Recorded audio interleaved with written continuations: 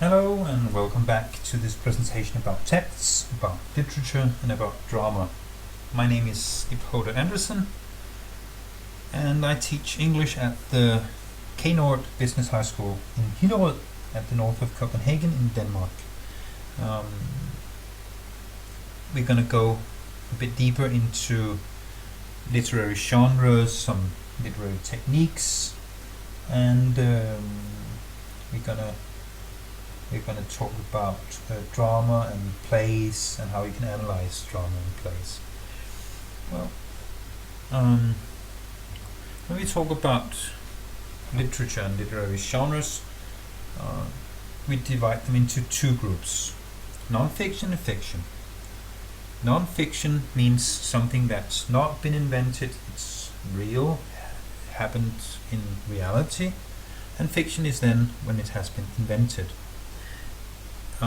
Within non-fiction we can talk about different things such as a biography or an autobiography or a memoir.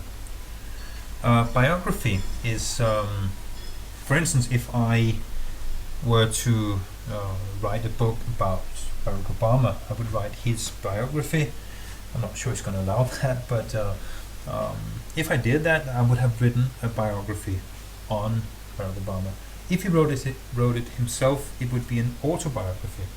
And as you can see in the picture, there's the autobiography of Mark Twain, and one of the famous autobiographies he wrote about his own life. That would be an autobiography.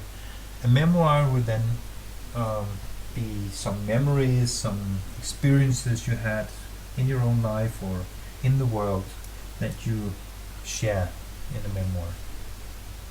But when we talk about literature and literary genres, we more often talk about fiction, because most literature has been invented and are therefore not real.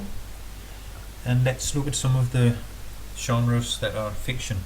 A comic novel would be a novel that's supposed to make you laugh, right? Gothic fiction, supposed to make you scared, with Dracula would be an example of that, Frankenstein, and Gothic fiction has developed into what we know today as horror. Crime fiction, well, someone is killed and we try to solve the mystery of who did it. Fairy tales. Fairy tales is also a type of genre, and as you can see in the picture, it's The Little Mermaid, the Disney version. The Little Mermaid was written by the Danish author Hans Christian Andersen. And did you know that actually in the book she kills herself, she commits suicide at the end? So the book is a bit more tough, a bit more, not so good for children, maybe, I don't know. But when Disney makes a production, it's always supposed to end in a happy manner, happy endings. If they don't have happy endings, it's not a Disney production. So they changed that. Romance, about love. Satire, you make fun of situations or people. Science fiction, that's about the future. How will science be in the future? And examples of Star Wars, The Matrix. These stories are science fiction. Thrillers make you sit at the edge of your chair. It's suspense, right? Tragedy, supposed to make you feel sad. It's someone dies, someone has some hardship. Children's literature, as I mentioned earlier, not all the fairy tales are children's literature, but we have many beloved examples of children's literature. Let's go then into some of the literary techniques you can use. There are many you can use, and if you're a writer, or if you're an aspiring writer, you probably will use some of these techniques in your works. If you're a reader, then you may recognize some of these techniques. And if you're a student, you need to show us that you understand that these techniques have been used in the given book. Let's start by flashbacks. In flashbacks, you are going back in time, and maybe this is to explain something going on in the present. The opposite of that would then be foreshadowing, going forward in time, and revealing something that will happen in the future, and which might put things in the present into perspective. Anthropomorphism, long difficult word, comes from Greek. Anthros means human, and morphism, it turns into that. So this word means giving human-like characteristics to both living and non-living objects. So, examples of this: dogs that can suddenly speak, or clouds that have feelings.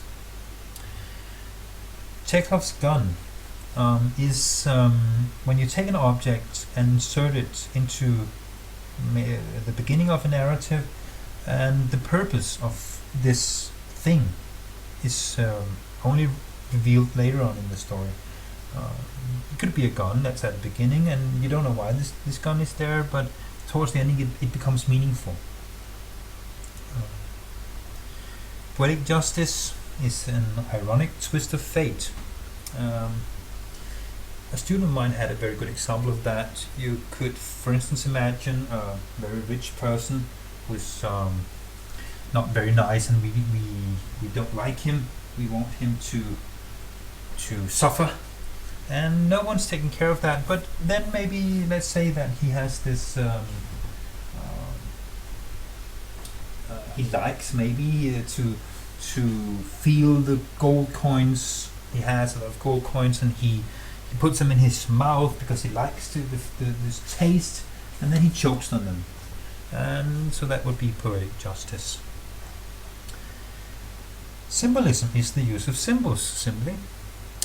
Deus ex machina comes from Latin. Deus is God, ex out of, and then machina, machine. God out of the machine. And that's a plot device dating back to the ancient Greek theatre, where the conflict was often resolved through the means of some god that came down out of nowhere and solves everything, and he may kill the bad guys and save another character from danger. And in modern times, the Deus ex machina technique is often considered a clumsy method, and you should avoid it, because if someone says that your story had a Deus ex machina ending, they'll probably not do not like your story very much, because it's an ending that you use if you didn't know how to end your story, and then you just kind of resolves the conflict by some means that has nothing to do with the conflict in itself. So normally avoid that. Irony is stating the opposite of what is meant, maybe as a comic twist. Overstatement, also called hyperbole, is the use of exaggerations. Pathos is something used by the author to inspire pity or sorrow in the reader towards his character. Juxtaposition is when two or several stories run parallel to each other, and maybe towards the end we see how they are connected. Side story is a bit of the same thing. However, it's a story inside the story. Maybe the character tells us a story. Parody is comical imitation, comedy. Stream of consciousness is an attempt to portray all the thoughts and feelings of a character, and it creates a sort of slow motion feeling. Magic realism, which is very popular in Latin America, is realism with a magical, supernatural twist. So, literary analysis. We can do many things. When we analyze literature, we use that knowledge I just mentioned. You show that you understand that some of these techniques have been used, but you can also go deeper with a specific aim. And we can do many things when we analyze literature. We take basically steps up the text analytical ladder. We start with a description, going still higher over analysis to interpretation, and finally an evaluation.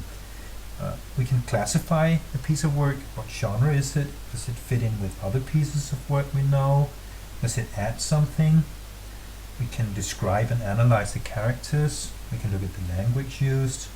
We can look at the different techniques used, like why are they used, do they serve a purpose, and are they successful? We can analyze the message, and finally we can evaluate the piece of work. But often you have to look at specific aspects that seem to be the most interesting, and then dig deeper there. For example, you say, this piece of literature is an interesting comment on women's current situation in India.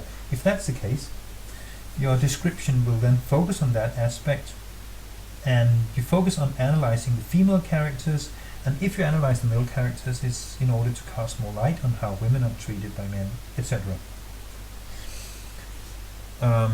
So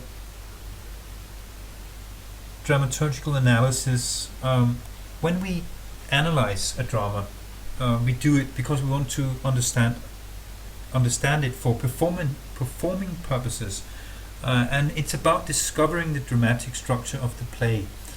Freytag has invented this analysis in which Freytag's analysis, in which you start by the exposition, then you go to rising action, then climax, then falling action, and denouement. Denouement being when everything is resolved. So a few concepts in drama. Not going to go very deep into this. You probably understand it very well. But in drama we have parts, characters, roles. There's a stage, of course.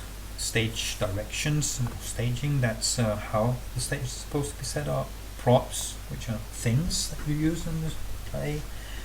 The exposition, which is the part of the play which is usually at the beginning, that fills in the things that have happened before, so that you can make sense of who is who and why the characters are doing what they're doing.